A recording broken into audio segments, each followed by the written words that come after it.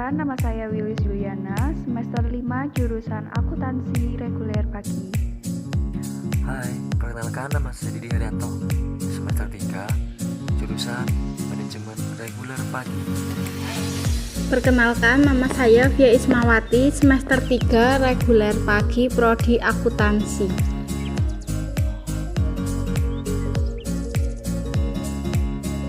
Oke, kita mulai dengan biaya. Biaya MCS adalah harga perolehan yang dikorbankan atau digunakan dalam rangka memperoleh penghasilan. Revenue yang akan digunakan sebagai pengurang penghasilan.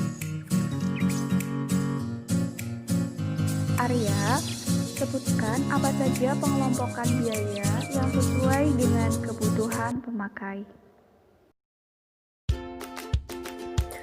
Oke Kak Wilis, ya saya akan mencoba menjawab beberapa pengelompokan biaya. Pengelompokan biaya dibagi menjadi beberapa, diantaranya adalah 5. Yang pertama, objek pengeluaran. Yang kedua, fungsi pokok dalam perusahaan. Yang ketiga, sesuai yang dibiayai. Yang keempat, perilaku. Dan yang terakhir 5, biaya berdasarkan waktu manfaatnya. Oke, next. Yang pertama, objek pengeluaran. Untuk kita ketahui, dalam cara penggolongan ini, nama objek pengeluaran merupakan dasar penggolongan biaya. Misalnya, nama objek pengeluaran adalah bahan bakar. Maka, semua pengeluaran yang berhubungan dengan bahan bakar disebut biaya atau bahan bakar. Dan yang kedua, fungsi pokok dalam perusahaan. Fungsi pokok dalam perusahaan ada biaya produksi. Di antaranya ada 3. Yang pertama, biaya bahan baku. Yang kedua, biaya tenaga kerja. Ketiga, biaya overhead pabrik. Dan juga ada biaya non produksi. Yang pertama, biaya pemasaran. Yang kedua, biaya administrasi dan umum. Oke, lanjut lagi kita ya. Kita akan membahas tentang sesuai yang dibiayai. Poin 3 dari pengelompokan biaya. Oke, poin sesuai yang dibiayai ada 2 poin.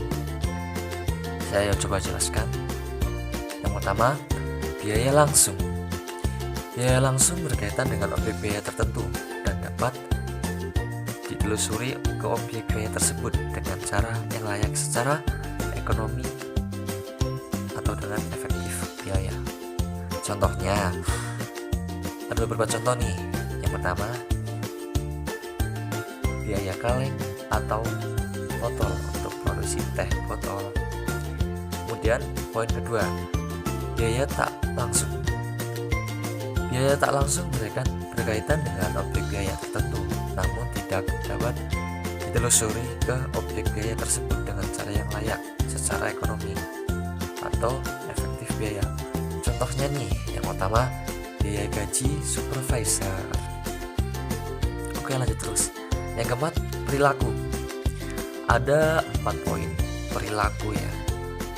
Di antaranya adalah yang pertama, biaya tetap, fixed atau cost, merupakan biaya yang tidak akan berubah secara total selama periode waktu tertentu, sekalipun terjadi perubahan yang besar atas tingkat aktivitas atau volume terkait. Kemudian kita ke poin 2, biaya variabel atau variable cost, merupakan biaya secara total berubah seiring dengan perubahan tingkat aktivitas atau volume yang terkait. Kemudian poin 3, yaitu biaya semi fixed, biaya yang tetap untuk tingkat volume kegiatan tertentu dan berubah dengan jumlah yang konstan pada volume produksi tertentu. Dan yang terakhir, poin 4, biaya semi variabel, biaya yang berubah tidak sebanding dengan perubahan volume kegiatan. Biaya ini mengandung unsur biaya tetap dan biaya variabel. Dan yang terakhir, biaya berdasarkan waktu manfaatnya. nah betul sekali. Ya, di sini ada 2 poin ya. Poin yang pertama ada pengeluaran modal. atau capital expenditure, biaya yang mempunyai manfaat lebih dari satu periode akuntansi pada saat terjadinya dibebankan sebagai harga pokok aktiva.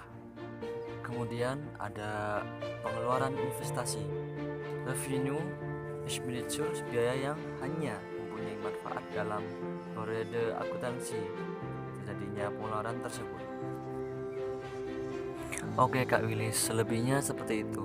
Semoga dapat bermanfaat bagi kita semua. Dan untuk Via, apa yang kamu ketahui tentang klasifikasi biaya menurut hubungannya?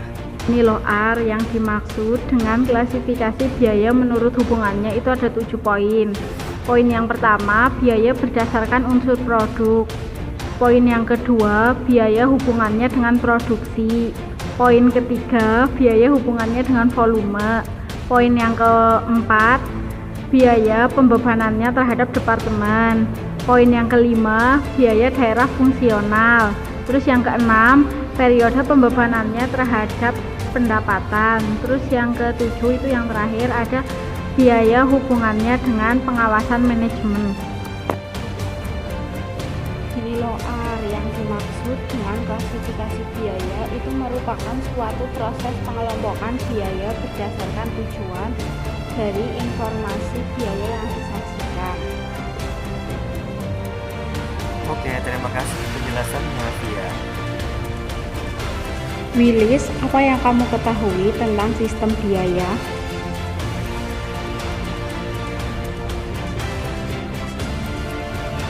Terima kasih Via atas pertanyaannya. Saya akan menjelaskan apa itu sistem biaya. Yaitu sistem biaya.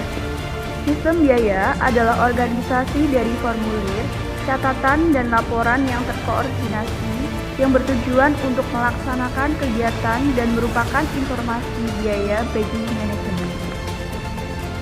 Yang termasuk ke dalam sistem biaya yaitu 1. Sistem biaya sesungguhnya. Sistem biaya sesungguhnya ini adalah suatu sistem dalam pembebanan harga pokok produk atau pesanan atau jasa pada saat biaya tersebut sudah terjadi atau biaya yang sesungguhnya dinikmati. Kedua, sistem biaya ditentukan di muka.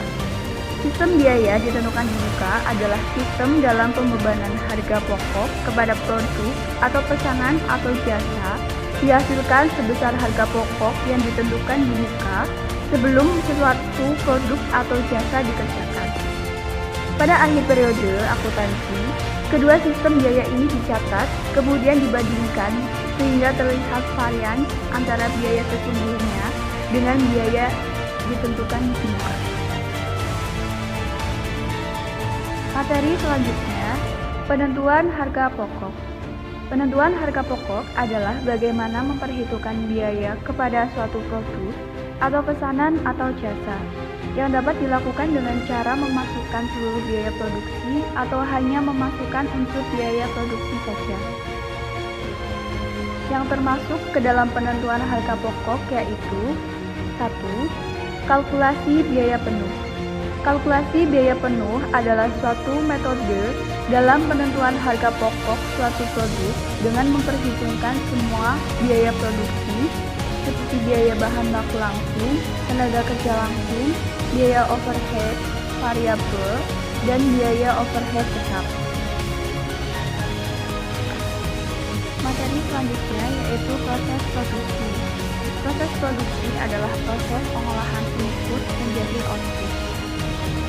Input yang dimaksud adalah bahan baku langsung, tenaga kerja langsung, dan biaya overhead langsung yang diproses menjadi produk selesai atau jadi.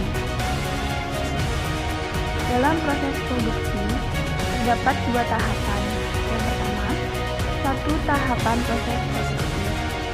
Satu tahapan proses produksi adalah suatu proses produksi yang dilakukan dalam pengolahan produk selesai menjadi satu departemen atau satu tahapan proses produksi.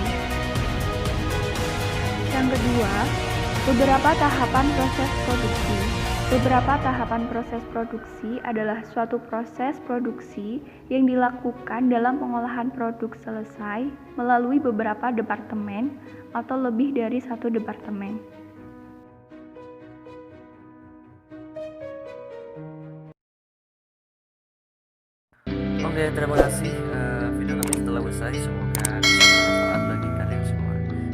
lupa like dan subscribe.